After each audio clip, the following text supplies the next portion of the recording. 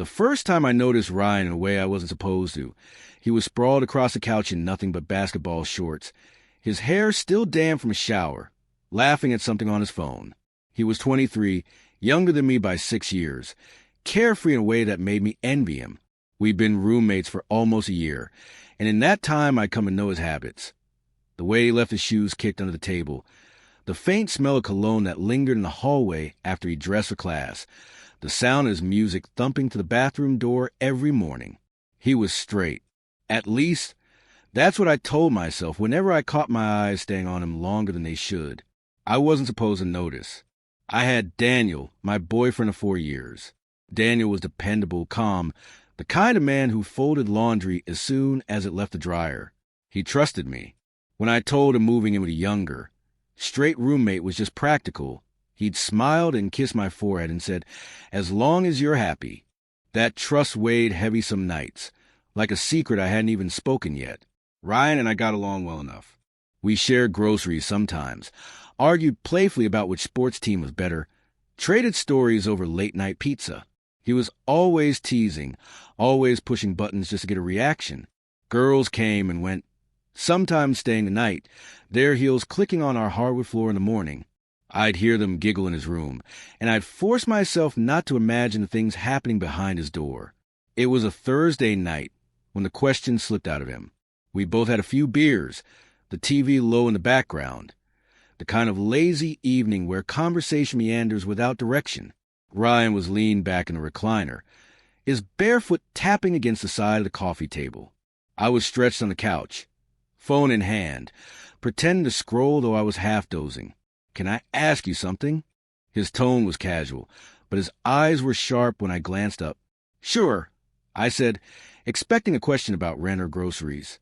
Instead, he tilted his head, grinned like he was about to drop a bomb, and asked, "What do boys taste like?" I froze, beer bottle halfway to my lips. For a second, I thought I'd misheard him. But he was watching me, that cocky grin still playing on his mouth, waiting. "Excuse me." I managed, my throat suddenly dry. "You know," he shrugged, as though it were the most normal question in the world. "You've kissed guys, done stuff. I was just wondering." 1,000 alarms went off in my head. My pulse hammered. This was Ryan, straight, reckless, always joking. But there was something in his eyes that wasn't just teasing curiosity. I forced a laugh, tried to wave it off. "That's not exactly something you can explain." "Why not?" he pressed. "I mean, girls taste like lip gloss, sometimes gum, sometimes vodka. What about guys?" I didn't answer. I couldn't. The room suddenly felt smaller, the air thick. His eyes lingered on me, searching, daring. I shifted on the couch, suddenly very aware of the distance, or lack of it, between us. He chuckled softly, leaning forward, elbows on his knees. "You're blushing," he said, almost triumphant. "I'm not." I lied, heat crawling up my neck. The TV murmured on. Forgotten, the only sound was the ticking of the clock on the wall, and the low thrum of my own heartbeat. I wanted to get up, retreat to my room, call Daniel just to ground myself. But I stayed.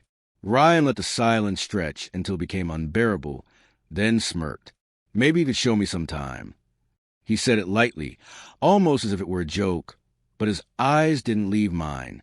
The words hung between us, thick with implication. I swallowed hard, unable to look away. For a moment, I imagined leaning across the space. Imagine what his skin might feel like under my hand. Imagine the taste he wanted to know. And then Daniel's face flashed in my mind, the steady warmth of him, the trust in his eyes. I tore my gaze away, stood abruptly, muttered something about needing to shower. My legs carried me down the hallway faster than I intended, my chest tight, my thoughts spiraling. Behind me, I heard Ryan's low chuckle, satisfied, as if he'd planted a seed and knew it would grow. That night, lying in bed with the lights off, I couldn't sleep. Every time I closed my eyes, I saw Ryan's grin, heard his question, felt the weight of his gaze on me. I thought of Daniel, of the promises I'd made, of the life we'd built together. But even guilt couldn't erase the pulse of curiosity that now thrummed inside me, steady and insistent. And for the first time, I wondered if I had just stepped onto a path I wouldn't be able to walk back from. The days after Ryan's question felt different. The air in the apartment carried something invisible, something charged. I tried to ignore it, bury myself in work, in phone calls with Daniel, in the rhythm of ordinary life. But every time Ryan walked by shirtless, every time his laugh filled the living room, every time his hand brushed mine when we passed each other, something inside me tightened. Daniel's voice on the phone was steady, grounding. He told me about his week, his new project at work, the trip we'd been planning for winter. I responded, smiled at the right moments, told him I missed him. I did miss him. But while his voice hummed through the receiver, my eyes would wander toward the closed door of Ryan's room. And I hated myself for that. Ryan, of course, didn't make things easier. If anything, he seemed to enjoy my discomfort. He'd brush past me in the kitchen, body warm against mine for just a second too long. He'd flop onto the couch, legs spread wide, leaning back as if daring me not to look. Sometimes he'd glance at me mid-conversation, smirk tugging at his lips, like he knew exactly what he was doing. One evening, rain hammered against the windows and thunder rolled overhead. The power flickered once, then went out completely, plunging the apartment into darkness. Ryan cursed from the living room. I came out with my phone flashlight, finding him standing by the window, watching the storm.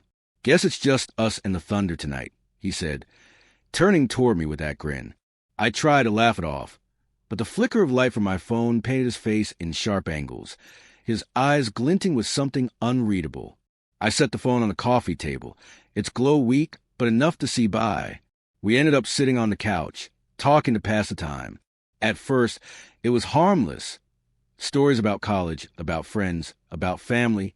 But then his voice dropped, quieter, more serious. "You never answered me," he said. My chest tightened. "About what?" "You know." His eyes locked on mine, unflinching. What boys taste like. The air seemed to thicken, pressing down on me. I swallowed hard, forcing a laugh. "You're still on that?" "I'm curious," he said simply. "I've always wondered, maybe I'm not as straight as I thought." My heart raced. My mind screamed at me to shut this down, to walk away. But my body stayed frozen, drawn in by the raw honesty in his voice. He shifted closer, his thigh brushing mine. My breath caught. The storm outside roared, as if echoing the chaos inside me. "Just one kiss," he whispered, almost daring me. "No one has to know." I should have said no. I should have stood, walked away, called Daniel, reminded myself of the man who trusted me without question. But Ryan's face was inches from mine, his breath warm, his eyes dark and unguarded in the dim glow. My resistance cracked. I leaned in before I realized what I was doing. The kiss started hesitant, almost awkward. His lips were soft, unfamiliar. My stomach flipped. Then he pressed harder, bolder, and the hesitation vanished. His hand slid to the back of my neck, pulling me closer. My phone's light dimmed as if the world itself wanted to fade away, leaving only the heat between us. My mind raced even as my body surrendered. I thought of Daniel, his steady smile, his trust. I thought of the promises we'd made, and yet I couldn't pull away. The taste of Ryan, beer, salt, something purely him, was intoxicating. When we finally broke apart, we were both breathing hard. Ryan's eyes searched mine, a mixture of triumph and curiosity, like he'd just unlocked a secret. "So that's what boys taste like," he murmured, a half-smile on his lips. I pushed back, shaking my head, guilt flooding me. "This was a mistake," I said, though my voice lacked conviction.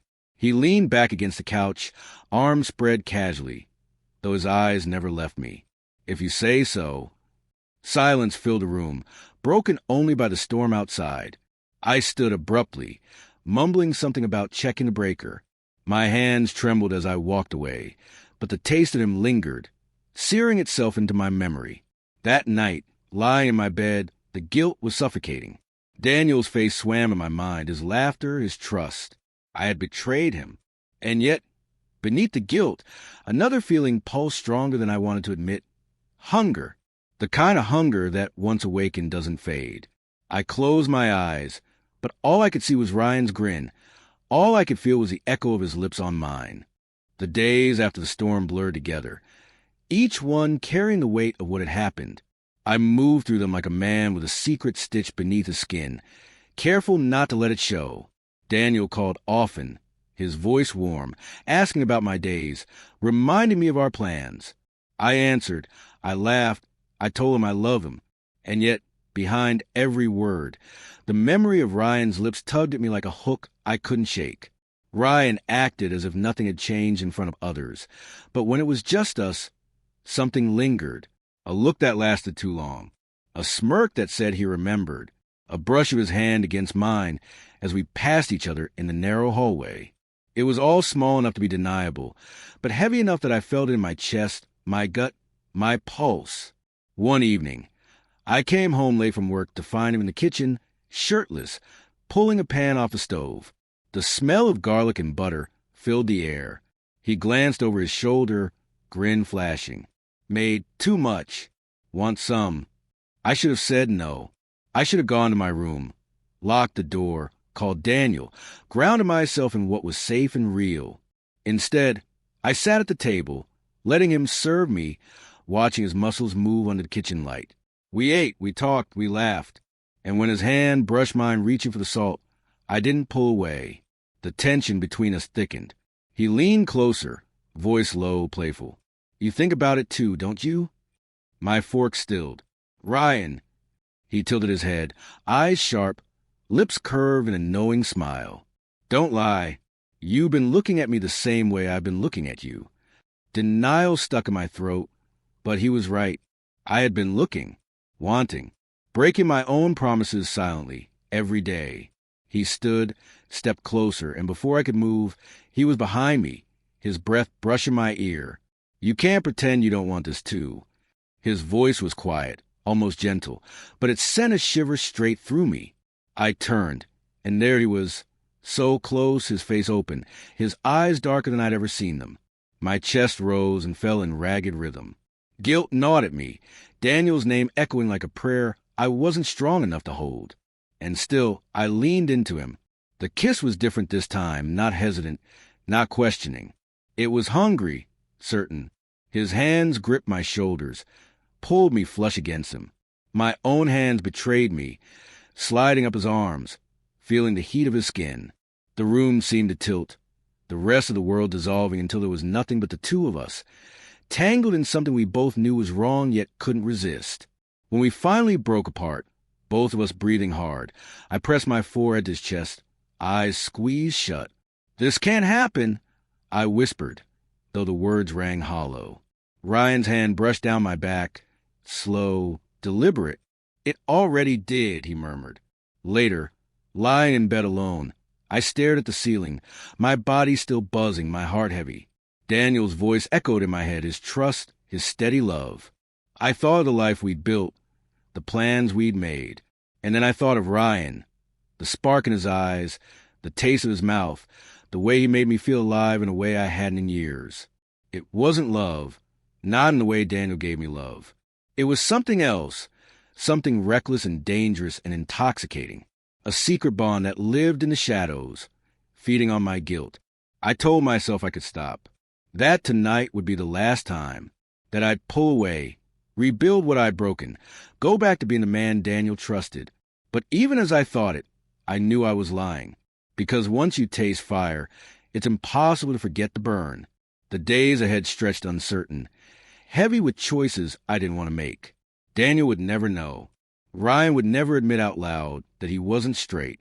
And me, I would carry the weight of both truths, trapped between the man who loved me and the boy who awakened something I couldn't bury again. I used to believe infidelity was a choice, a clean line you could either cross or avoid. But lying there in the darkness, Ryan's taste still lingering on my lips, I understood it differently. Infidelity isn't a step you decide to take. It's a shadow waiting, silent. And one night, you look around and realize you're already standing in it.